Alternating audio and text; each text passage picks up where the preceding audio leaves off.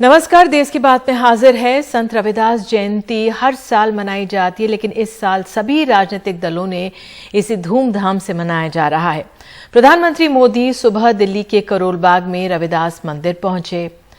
भजन कीर्तन कर रहे लोगों के बीच उन्होंने मंजीरा बजाया। हम वो तस्वीरें भी आपको दिखाना चाहेंगे जो ये सुबह से हम दिखा रहे हैं, जिस तरह से वो वहां पर पहुंचे। इसके बाद पठानकोट में रैली करने पहुंचे और संत रविदास को याद किया। बनारस के सीर गोवर्धनपुर में जन्मे संत रविदास की समावेशी सोच ने पिछड़ी जातियों को साथ लेकर आगे बढ़ाया। आज राहुल गांधी, प्रियंका गांधी और पंजाब के मुख्यमंत्री चरणजीत सिंह चन्नी भी माथा टेकने पहुंचे। संत रविदास के अनुयायियों का गढ़ जालंधर का डेरा सचखंड या डेरा बल्लान भी है, जिसके द्वारा रविदास या पहचान को बढ़ाया गया है। पंजाब में करीब 9000 डेरे हैं जो समावेशी हैं और जो मुख्य धारा के धर्म के बाहर दलित समाज को जोड़ते हैं।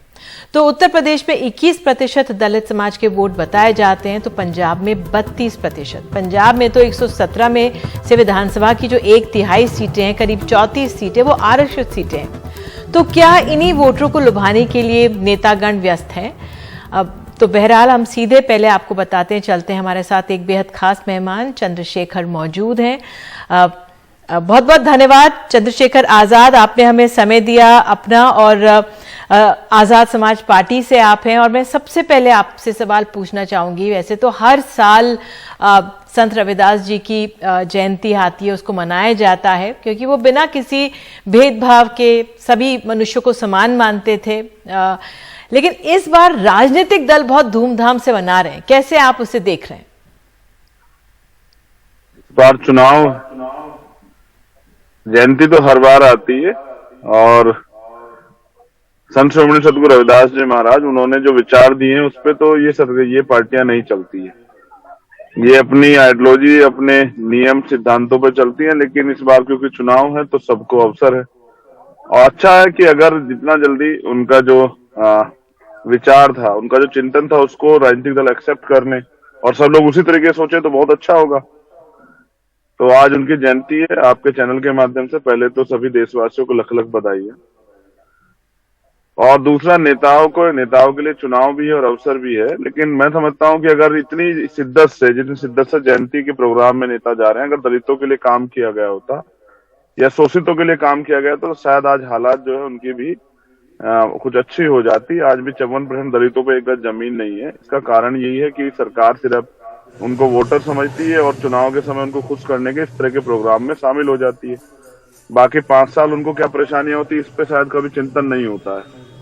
अभी तक जितनी भी सरकारों ने अपने मैनिफेस्टो जारी किए, मुझे नहीं लगा कि जितनी पार्टियों ने कोई एक मैनिफेस्टो दलितों के लिए, जिसमें उनके लिए आर्थिक सशक्तिकरण या उनके तरक्की का रास्ता, उस पर कोई बात नहीं की गई।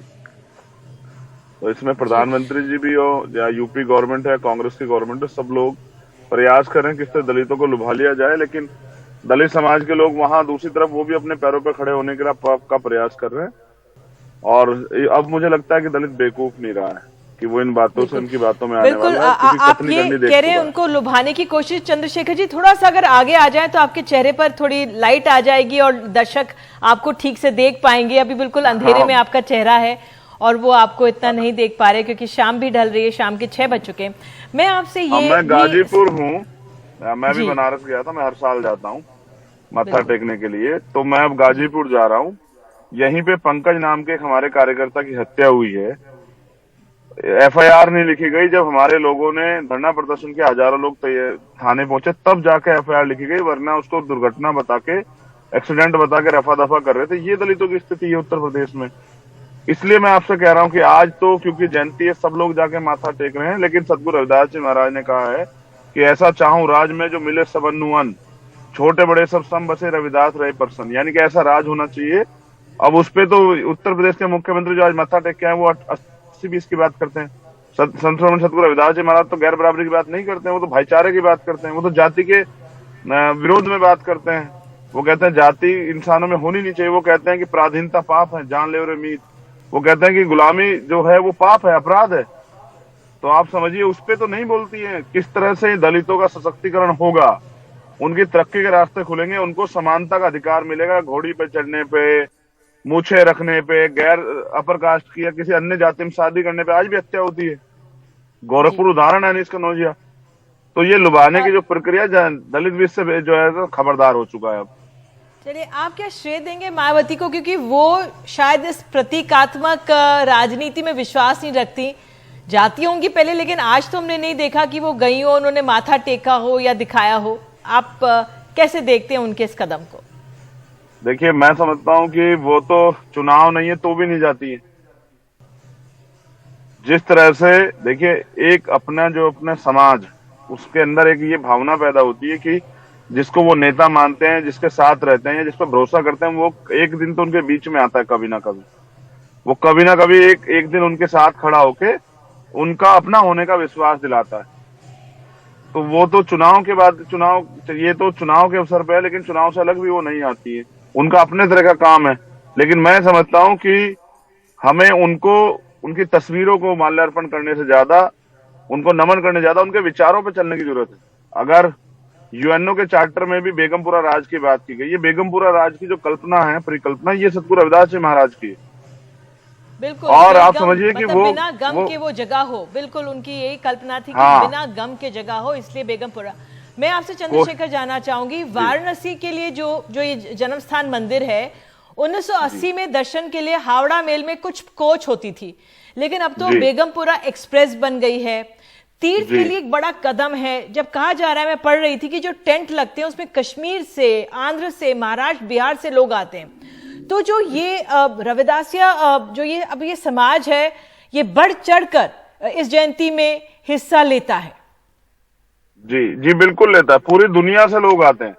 मैं तो हर बार आता हूँ, मुझे पता है, फ्रांस से, इटली से, जर्मनी से, पूरे देश से लोग आते हैं और यहाँ पर आकर शामिल होते हैं, क्योंकि ये पावन तीर्थ स्थली है।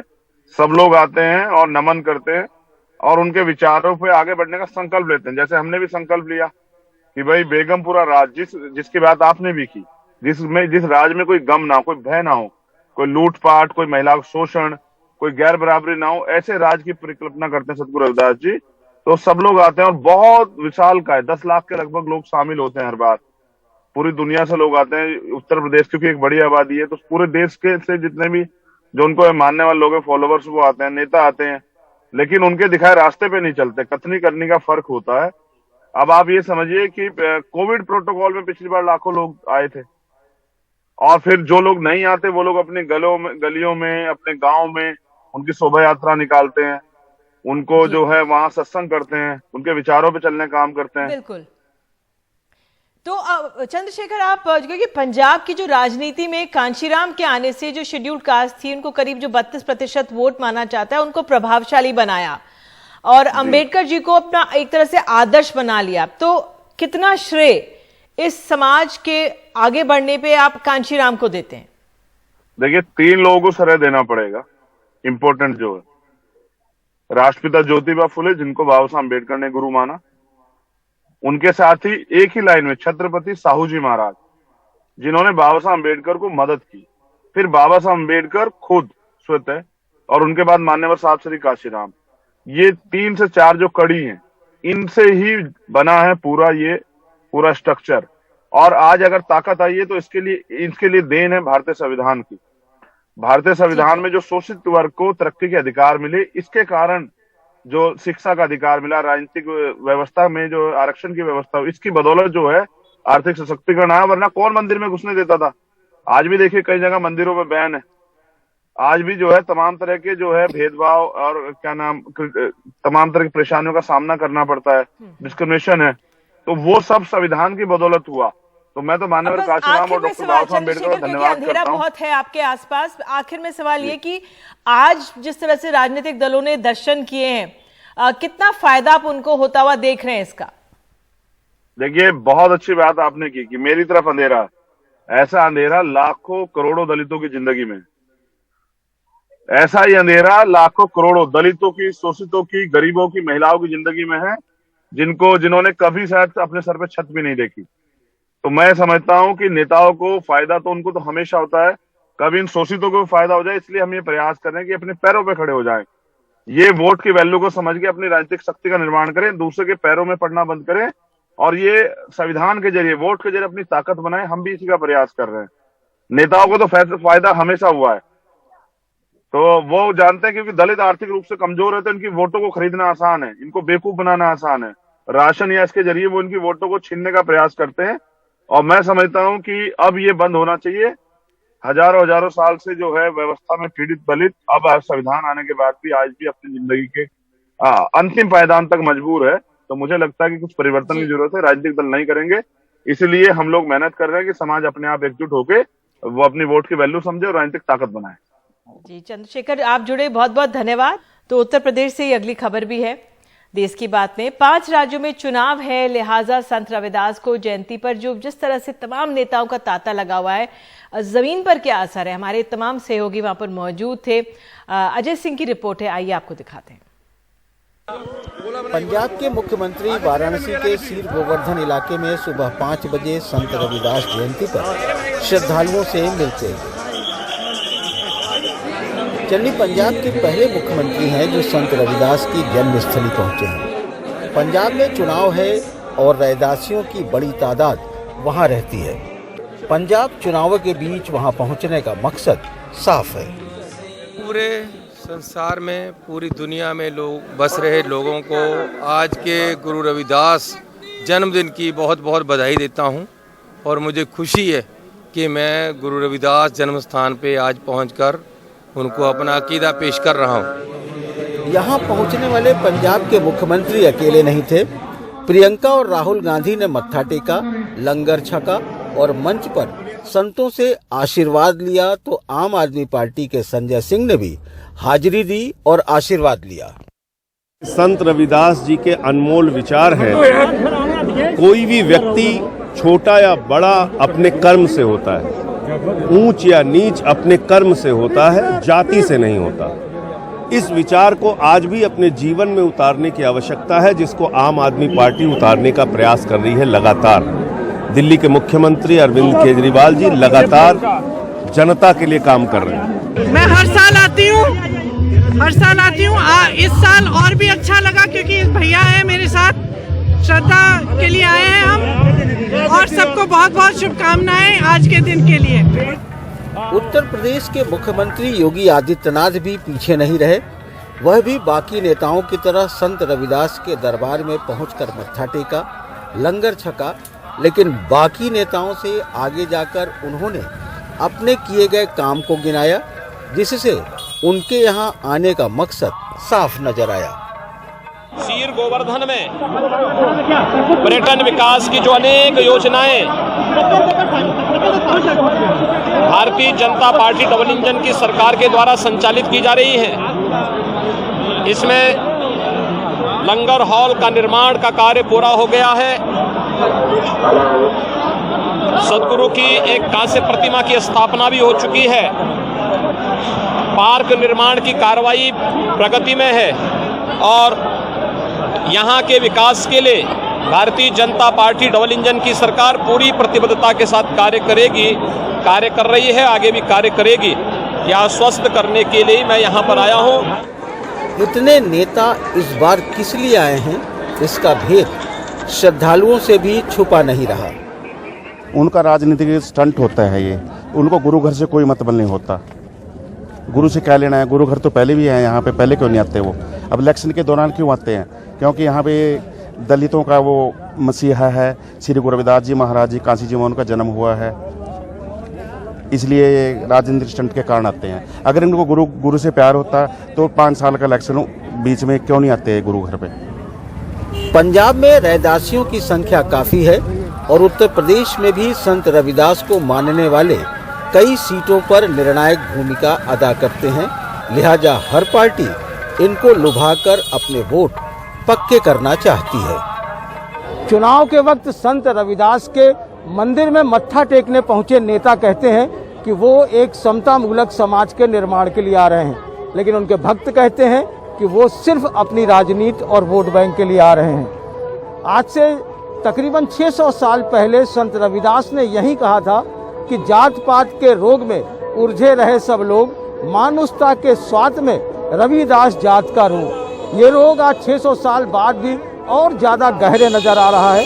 ऐसे में नेताओं के समतामूलक समाज के बनाने का जो दावा है वो कितना सही है ये आप खुद समझ सकते हैं। वाराणसी से पुरुषोत्तम के साथ अजय सिंह, एनडीटीवी इंडिया। और समाजवादी पार्टी के अध्यक्ष अखिलेश यादव ने आज उत्तर प्रदेश के औरैया और कन्नौज में रैली की। कन्नौज की रैली में भी जमकर बरसे। अखिलेश की इस रैली में भारी भीड़ नजर आई।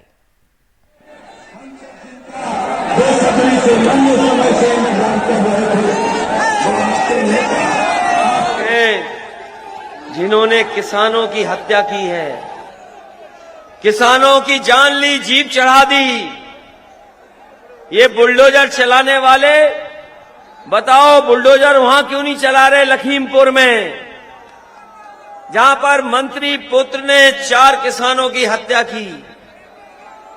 बताओ वहां बुलडोजर नहीं चल रहा है। और अब कह रहे हैं कि गर्मी निकाल देंगे। ये गर्मी निकालने वालों के कार्यकर्ता ठंडे पड़ गए पहले चरण में ही। और जब कन्नौज के लोग वोट डालेंगे तो गर्मी निकालने वालों की भाप निकल जाएगी।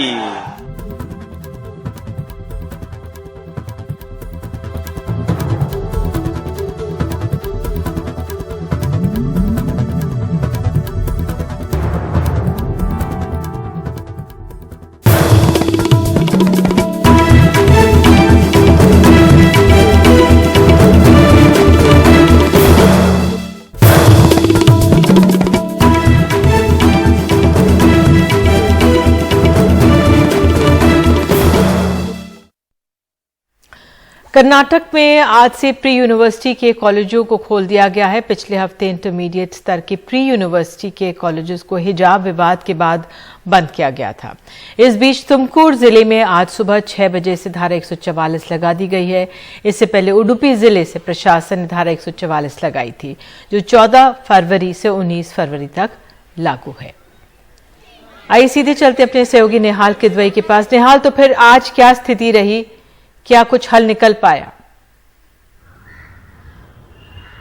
देखिए, कर्नाटक हाईकोर्ट में इस मामले पर सुनवाई अब भी जारी है और ये आगे भी कुछ दिनों तक जारी रहेगी ऐसा लगता है, क्योंकि कई सारे पक्ष हैं और सबों की दलील अभी पूरी नहीं हुई है। 3 वकीलों की दलील पूरी हुई है जो कि लड़कियों की तरफ से है, और अभी एडवोकेट जनरल के साथ साथ कई सारे दूसरे पक्ष भी हैं जिनको अपनी दलील रखनी है। जैसे स्कूल का पक्ष है वो भी रखा जाएगा, जिसको आप कहते हैं कॉलेज डेवलपमेंट कमेटी।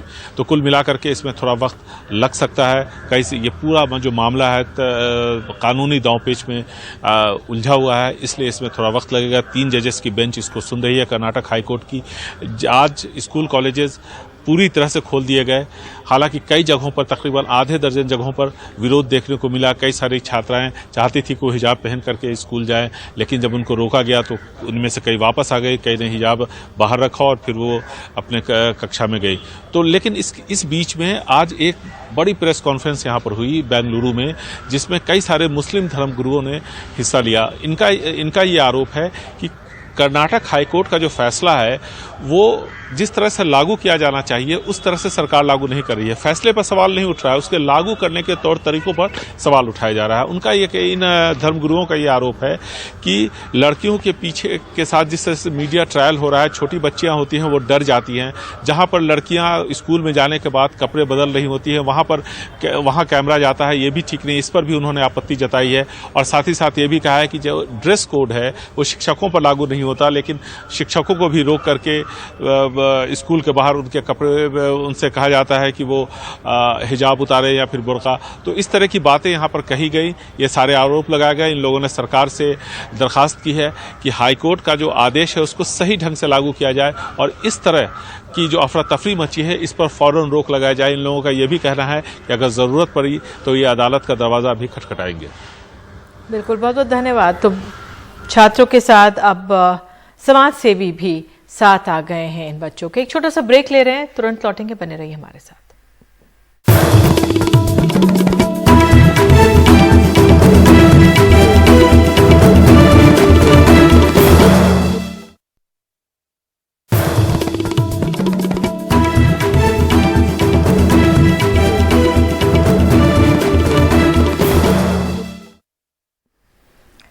पिछले महीने छत्तीसगढ़ के नारायणपुर में एक मुठभेड़ हुई। पुलिस ने एक नक्सली को मार गिराने का दावा किया। परिवार कहता रहा कि वो निर्दोष है। पुलिस नकारती रही, लेकिन हफ्ते भर बाद मान लिया कि उससे गलती हुई है। हमारे सहयोगी अनुराग तिवारी और रिजवान खान की ग्राउंड रिपोर्ट।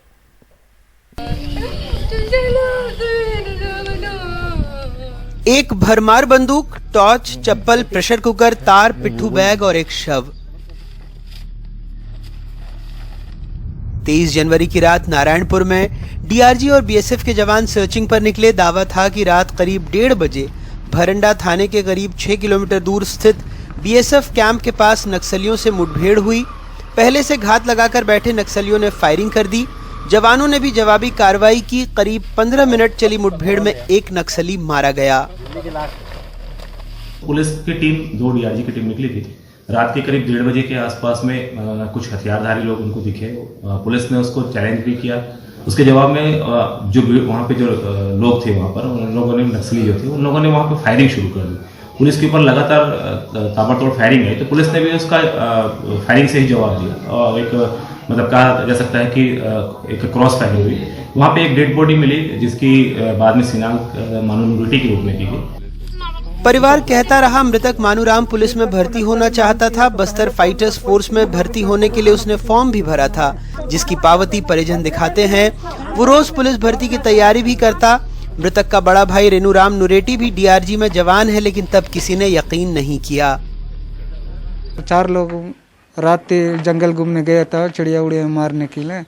वही 12 बजे का 12-1 बजे कहाँ तो पुलिस के साथ पुलिस मारा है, बने चिड़िया मारे गया था। वो नक्सली नहीं था सर, वो फार्म भी भरा था बस्तर फाइटर के लिए। वो नक्सली नहीं था, पूरा यहाँ नक्सल पीड़ित है हम लोग से। नक्सली और पुलिस के मतलब फायरिंग हो रहा था, वहाँ बीच में आ गया बोलते हैं, जबकि नक्सली था ही नहीं वहाँ। पुलिस लोग भी बहुत झूठ बोल रहे हैं, ऐसा हुआ ही नहीं। और वर्दी, टिफिन बम, कुकर बम वो सब कर रहे हैं और बिल्कुल नहीं है। तो ये सब रख दिया था? जी रखा है सर अभी भी। माओवादियों ने भी मामले में अपनी प्रतिक्रिया दी। उत्तर बस्तर डिविजनल कमेटी के प्रवक्ता सुखदेव कोडो ने प्रेस नोट जारी कर कहा, उनकी पुलिस के साथ कोई मुठभेड़ नहीं हुई थी। पुलिस ने भी बाद में माना कि उनसे गलती हो गई। और अभी तक जांच पड़ताल में मानूराम नुरेटी के किसी प्रकार का नक्सल संगठन में शामिल होने के किसी प्रकार का कोई एविडेंस नहीं है। और संभवतः जो मोस्ट प्रोबेबल कारण ये पता चल रहा है, उस दिन रात में हुई तो क्रॉस फायरिंग में मानूराम नुरेटी को गोली लगने से उनकी मृत्यु हुई थी। हालांकि घर वालों का आरोप है कि पुलिस अब भी उन पर दबाव बना रही है। क्या पुलिस वाले क्या डरा रहे हैं? उन लोग बोल रहे हैं कि ये सब किसी को मत बताना, हम लोग ड्यूटी से वहाँ से निकला दे रहेंगे, ऐसा बोल रहे हैं। कुछ भी कर सकते हैं बोल रहे हैं मेरे पापा को। तो तुम्हारा भाई का मतलब उन लोग बोल रहे हैं कि उसका भाई का गलती है, बोल रहे हैं पापा का भाई का गलती। भरंडा अकेला मामला नहीं है, बस्तर सुलग रहा है। पिछले साल 17 मई को सिलगेर में पुलिस कैंप के विरोध में उतरे आदिवासियों पर कथित तौर पर सुरक्षा बलों ने फायरिंग कर दी। घटना में 3 ग्रामीणों की जान चली गई और लगभग 18 लोग घायल हो गए। साल भर होने को है, ग्रामीण विरोध में यहीं बैठे हैं।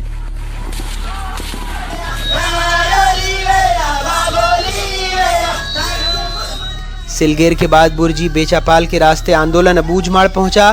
ग्रामीण यहां ताड़बल्ला का इंसाफ मांग रहे हैं, जहां कथित तौर पर 2 साल पहले पुलिस की गोलियों से 10 गांव वालों की मौत हुई थी।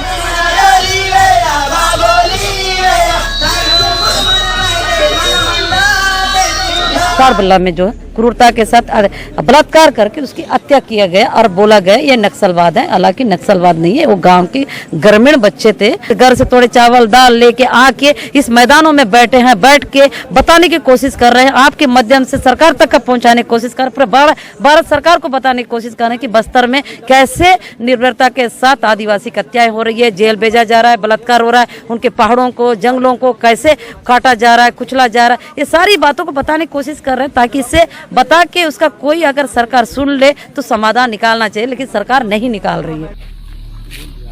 खैर, बस्तर का स्वभाव सहज है, लेकिन ये लड़ाई नहीं। 4 दिनों पहले ही पुटकेल के जंगलों में नक्सलियों ने घात लगाकर सीआरपीएफ पर हमला किया। एक अधिकारी शहीद हुए, एक जख्मी। सड़क बनाने में जुटे एक इंजीनियर और मजदूर को अगवा किया गया। 5 दिनों बाद रिहाई संभव हुई। ब्रेख्त ने कभी लिखा था, ये युद्ध जो आ रहा है पहला युद्ध नहीं होगा। इससे पहले भी कई युद्ध हुए हैं। पिछला युद्ध जब खत्म हुआ तो कुछ विजेता बने, कुछ विजेताओं के बीच आम आदमी भूखा मरा, विजेताओं के बीच भी वो मरा भूखा ही। बस्तर तब तक सुलगता रहेगा जब वहाँ के लोगों के गुस्से की वजह को हम ना समझें, ये ना समझ पाएं कि अपने जल, जंगल और ज़मीन का नेतृत्व दबाव में या फिर अपनी मर्जी से ही सही उन्होंने माओवादियों को क्यों सौंप दिया। बस्तर से विकास और कैमरा पर्सन रिजवान खान के साथ अनुराग द्वारी, NDTV इंडिया।